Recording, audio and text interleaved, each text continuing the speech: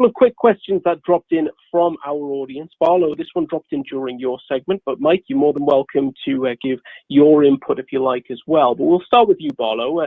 Did the Nist special publication make zero trust networks a Nist requirement? And if not, do you think a zero trust architecture will become a requirement in the future?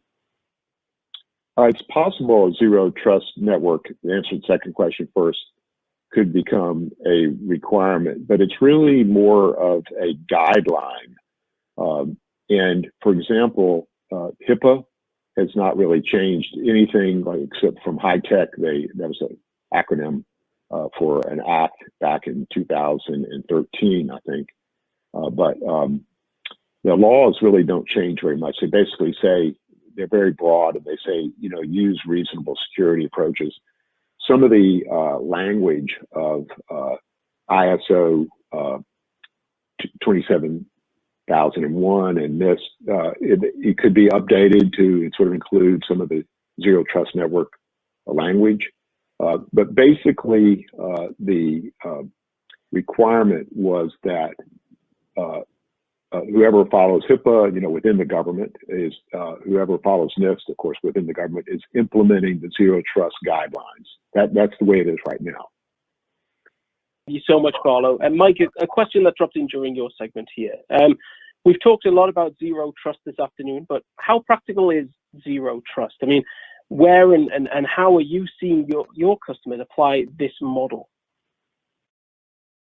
Yeah, as I said during my presentation, a lot of pieces of zero trust are already in customers' networks, and they're already using many pieces of it.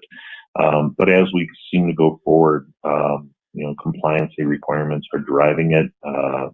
As Barlow stated with the NIST 800-207, we're seeing more and more customers that are making those requirements, whether they're getting pressed to have it or not. We're getting it as a vendor that says, before I'll allow your solution in my environment, you better be NIST 800-207 compliant, or other 801 and 171 compliant, or you need to be CMMC level 3 certified or CMMC level 5 certified. So these regulations that are being put out there and have been out there for a while, the vendors are now having to respond to them as far as requirements for even proposing doing an RFP or an RFI. You have to meet those requirements in order to even get into the ball game, as it were. So a lot of customers are looking at them from the perspective of, as some of the stuff Barlow covered, I want to keep my bases covered. I don't want to be sued. I don't want to leave my company exposed to any type of litigation. So therefore, I'm going to do the best that I can, and the best that I know of is, whatever regulation they want to look at.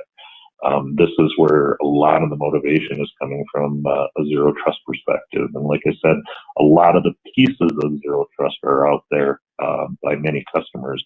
And by talking to our company and looking at the solutions that we work with, because we integrate with so many pieces of that, we can tie them all together into a consistent user experience for them.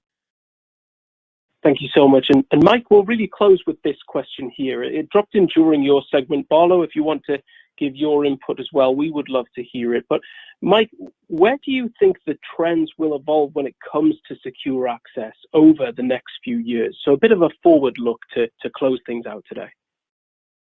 Sure, and I think I've highlighted a little bit in my presentation, which is a CARTA score, that continuous adaptive risk threat assessment. I think that's going to become key. As I talk to analysts and I talk to customers out there, people want to be able to dynamically adjust access on a network based upon a user's behavior. So if they start doing something that they're not supposed to, doesn't match their profile, doesn't match their behavior, and that the collection of information, that behavior analytics, so that we can dynamically remove or restrict access on the network, just in time, as it were, to stop inappropriate conduct, behavior, and access. Looking back in my 25 years with the military intelligence community and working for the military, we used to set up what we called honeypots, and as we had an intruder, we would spin up honeypots in front of them to try and keep them active, so that we could reverse stream them and find out where they were coming from before we finally killed their access. Today, you don't have that type of IT overhead to be able to do that in a corporate environment. So you need the network to be smart and intelligent enough that it can see a user doing something they're not supposed to and be able to turn off or to restrict the level of access they have based upon those behaviors. Thank you so much, Mike. Anything to add, Barlow, before we wrap things up? Yeah, I would say that along the lines that Mike commented, I think that most of all of our data will not be located at the enterprise in going forward. It'll all be cloud, and cloud will take care of access and security. And also, I think AI, which is sort of, you could tie that to machine learning, but really AI is going to play a huge role in, just like it guesses what we say today and interprets that and puts it into text or foreign language translations. AI is going to start smelling out just what we are now doing manually in terms of and cutting networks, cutting access to malicious users. So we're going to see a lot more of that, and that will be with phishing and ransomware. That's going to be coming very quickly, I think.